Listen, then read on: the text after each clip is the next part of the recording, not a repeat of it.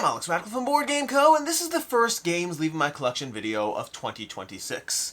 This is Games Leaving My Collection for January of 2026, as usual based on the month before, so we're looking at December, and also there's a change to the way this series has been done in the past, because I said that this year I'm going to be combining the games leaving my collection and the games being added to my collection in one video.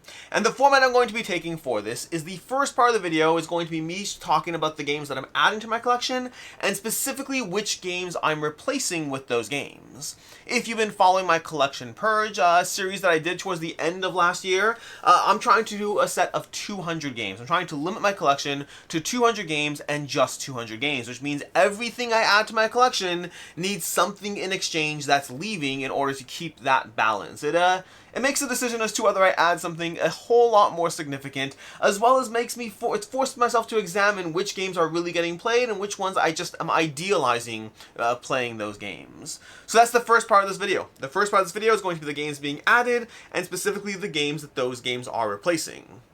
From there, I'll dive into the games that are passing through. Usually these are review copies, games that were unplayed that I played and chose not to keep, but I'll be going through all of those in the second part. As usual, timestamps to everything down below. You can just scroll the list of timestamps because they'll be everything.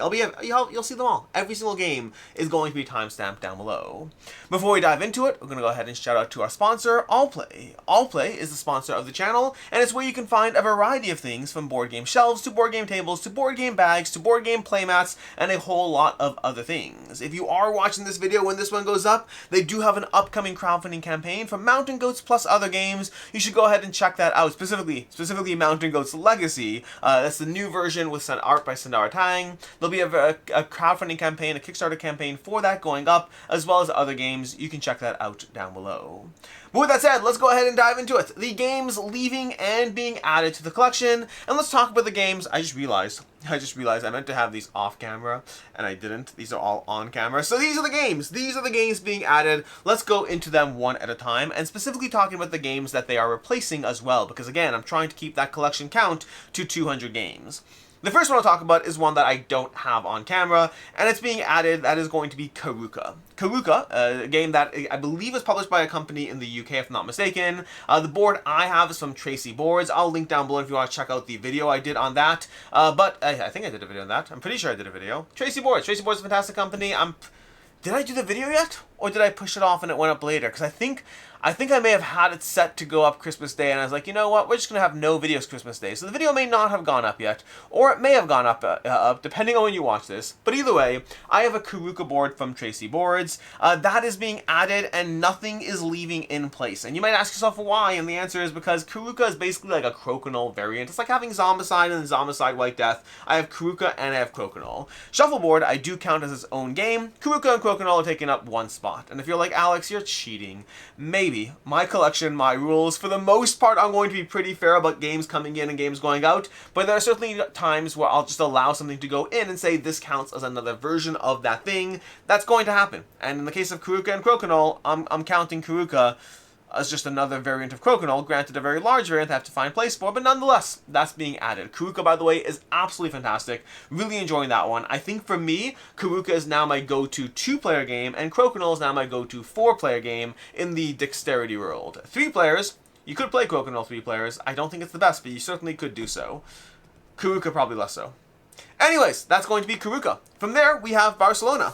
Now, this one does have the asterisk that I do need more plays of it. In general, I'm adding games to my collection. I'm making a decision based on where I am when I'm doing this video series. For right now, Barcelona is being added. I really enjoyed it. I do want more plays of it. I also want to play it with the expansion as well. So I want more time with this one. And the tricky part about that is sometimes I will add things to my collection, knowing that they're less certain and a little less stable.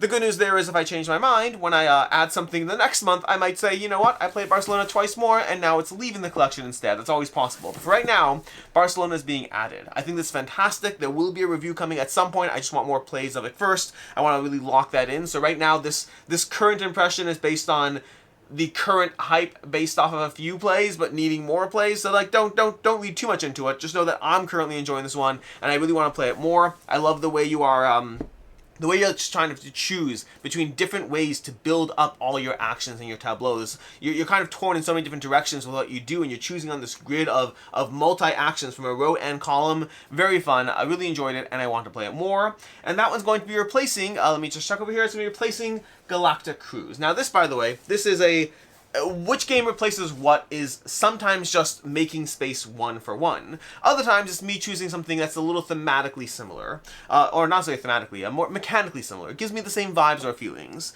I really enjoy Barcelona. I also really enjoy Galactic Cruise. Both of them have that multi-aspect action to it. By the way, to be very clear, I'm not going to be like, oh, this has multi-action, so let me get rid of something with multi-action. But when I look at the games that I'm on the fence about anyway, that's where decisions are going to be made. I really enjoy Galactic Cruise. I've continued to play this one. I just finished a game yesterday, 2 days ago. I just finished another game of this one. And I realized the more I play Galactic Cruise, I thoroughly enjoy it, but I do feel a little bit guided as far as what I have to do in Galactic Cruise. I mean, it makes sense. You are launching a cruise ship. There's a set of steps you have to take. You have to get the components. You have to build the components. You have to, advertise for the cruise. There's a whole set of sequences you have to do. But I feel that Galactic Cruise is often about looking at the board and the actions and optimizing your pathway through that. But then once you've done that, you're kind of just going through the homework. So yes, you have to build up your connections. You have to choose your technologies. There's a lot of amazing things going on here. Make no mistake, Galactic Cruise is a great game. But in general, when I am adding something to my collection and getting rid of something, because I only have 200 games, they're all going to be great games. So I'm just doing the best I can to choose what I think makes the most sense. As much as I love Galactic Cruise, I feel a little bit more constrained by the decisions that are happening there, and so that one is unfortunately going to go, and Barcelona is going to be added. From there, let's go ahead and do a smaller box one. Let's do Leaders. Leaders over here. This is a fantastic two-player game of building up your asymmetric army. I really enjoy this one very much. I will say, I've played this a lot on Board Game Arena, and then I've also played it a lot in person. I really enjoy it, but the difference between playing it 4 times and playing it like 12 times, it is a big difference. And I don't know exactly how many times I've played it, but I feel it's somewhere in that 10 to 15 range. And I do think that 10 to 15 range has made me a little bit less excited for it. I still very much enjoy Leaders, and it still is being added. I guess the way I'd put it is, I still am excited for every game I play, and I still think it really is excellent. Again, I've reviewed this. The review probably hasn't gone up yet, but I've already reviewed this, and I've continued to play it past the review. I'm still enjoying it. I still think it's excellent, but I do think this is one that I can see the potential for it leaving at some point. I mean, that's true of every game. When I say I see the potential of something leaving at some point, what I mean is I see the potential of it leaving like in the next year as opposed to 4 years down the road. But I'm not sure. I could see it going either way. I just know that more plays, again, the difference between like 5 plays and 12 plays has gone down a little bit for me in the excitement, and some games that doesn't happen. In the case of Leaders, it has happened. That said, it is replacing another 2-player game that is going to be Pillars of Fate. Pillars of Fate is an excellent game from Ivy Studios. I thoroughly enjoy the lane battling aspect to it. This is my favorite game from the Fate series. Scales of Fate, Veiled Fate, Pillars of Fate, all of that. But at the end of the day, as much as I thoroughly enjoy Pillars of Fate, when I'm looking at lane battling games, I do think that I'd almost always choose games like Hanamakoji, Airland and Sea. What's the other one that I always think of? There's another lane battler. That I think of. I'm not sure offhand. But even just Airland and Sea and Hanamakoji, Pillars of Fate would come in at a 3rd or 4th as far as my favorite lane battling experiences, and that does mean that when I'm looking to add a 2-player game, Leaders is one that feels very different from other games I have, and Pillars of Fate is another lane battler, granted a very good one with a kind of like a little bit of a bluffing mechanic. Thoroughly enjoy it, but I think I'd rather just play games like Airland and Sea over it, which does put it a little bit lower for me. And then lastly, the last one we're going to be adding is going to be Recall. Now, Recall over here, this is one where as much as I say Barcelona is subject to more plays and might go, Recall is also subject to more plays. The review still hasn't gone up. Again, games like this, I want to get a bunch of plays, and I can't always get them in rapid fire, so sometimes I'll be telling you how much I enjoy the game well before the review goes up. But Recall is one that I am still thoroughly enjoying, and I will have a review for you sooner rather than later. But I don't think it's going anywhere. As opposed to Barcelona, where I still have that wiggle room aspect of who knows. I mean, Recall still has that. Any game has that until I get locked in. But I really enjoy this one. Really enjoyed this one. This is very high in my top 100, and I think it would be even higher had I gotten more plays of it that really cemented it in. Again, still in that experimentation aspect, like we saw with Leaders. The difference between 5 plays and 12 plays has tempered my excitement a little bit. With Recall, I don't think that's going to be the case, but we shall see. Revive, I absolutely adore, and I think Recall is very similar as far as the vibes overall, while being very different. It's very different games. Like, You know how I cheated with like Carrooka and Crokinole, calling them the same game as far as counting as one? I would not do that with Recall and Revive. They are very, very much different games. But the one I'm going to be replacing there is Caverna. Let me grab this box over here. Caverna over here. This is one that I really like Caverna. But the problem I have with Caverna, this is another one that's similar to Galactic Cruise. I just played another game of this recently. And I do find, by the way, sometimes when I play a game more recently, it is sometimes a little easier for me to decide to get rid of it. Because playing a game again usually does one of two things. It either cements in my mind how much I like that game, or when I'm comparing it to new things, I'm like thinking, well, this is why I really like Recall, and Caverna has that one thing that I don't like, and it does have that one thing I don't like, which is as much as it improves the feeding your people over Agricola, as much as it makes it a little more flexible, I still find the pressure of like every other turn having to worry about the harvest and feeding. I don't like the timeline of that. When I compare it to other games that are giving me this like fantastic Euro-y experience, I think that I prefer something like SETI or Everdell, where I feel a little constrained by how much I can do, but I'm not devoting so much of my time to doing the thing that the game needs me to do just to keep the pace going. Caverna, I think, is a big improvement over Agricola, although I am intrigued because I know Awakened Realms has the whole special edition of Agricola coming, and that does have me interested. Like, I know they changed my mind on Puerto Rico, at least, so we'll see what happens there. Caverna is in that interesting camp. I mean, this is a game like that. I haven't even played the expansions for this. Like there's 2 expansions for it, Forgotten Folk and something else. And they add like asymmetric clan powers and different things that I really enjoy. But I think the base of it is still, you have to constantly, every other turn, you're focusing on feeding your people. And as much as I love A Feast for Odin, I adore A Feast for Odin, I still have that one, it's not going anywhere. I find the feeding of people in that one feels so much less restrictive as far as how much of your time, effort, and energy is going towards just making sure you have the infrastructure in place that you need. I like it when a game helps me feel like I'm doing the things I want and not that I have to get those things to satisfy a requirement. I'm sure there are exceptions. I'm sure there's games I love that do have that. But Caverna, again, great game. Anything Leaving is a great game. But I feel comfortable with the swap from Recall to Caverna. So, that's where we are as far as these. We have 4 games being added. We have Carrooka, which is just kind of being an extra one, so to speak. And then we have Leaders is replacing Pillars of Fate. We have Caverna as being, Recall is replacing Caverna, and Barcelona is replacing Galactic Cruise. Those are the swaps I am making. My collection size remains at 200, using my own personal counting system. That's something that allows me to get extra games in there.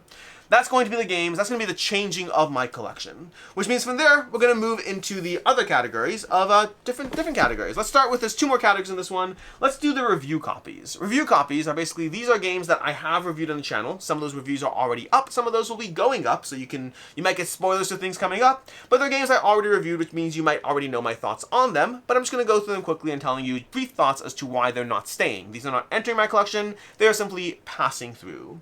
We have over here Kopis. Kopis is, I don't think the review for this one has gone up yet, but Kopis is a abstract strategy game. It's fun, it's charming. It didn't wow me, unfortunately. It felt a little bit too sequencing as far as how the game operates, as far as how it kind of slides into place. I didn't feel super clever the entire time I played. I felt like you're more kind of checking boxes as you go through it. We have Seven Wonders Dice. I really enjoyed my first play of this. Fortunately, I do not review games after one play. My first play had me really excited, but also hesitant as to how multiple plays will continue, and multiple plays showed me that's very much the same thing every time you play. It's fun. I will happily play this anytime you want to play it, but I don't think I feel the need to play it. I'm not like, I saw everything I need to see after like 3 plays of it. It was already like, the 3rd player is already the same as the 2nd play, which is already the same as the 1st play. It's fun, it's charming, but it's kind of very straightforward as what it's doing. I'd rather just play Seven Wonders. We have Seashells from KTBG. Very charming game. I think it's actually very charming. I don't think the review's gone up for this one either, but it's a charming game of collecting seashells with a bit of patterns and trying to be paying attention to other players. It does what KTBG does very well. It's very accessible, very straightforward. I think it's a great kid family-friendly game. For me, I usually let my kids decide which ones are staying or which ones not, and they enjoyed this one, but they weren't as, this wouldn't be as wowed as some of their favorite games. That's going to be Seashells. We have T-Witches. T-Witches is another one that, like Seven Wonders Dice, I really enjoyed my first play.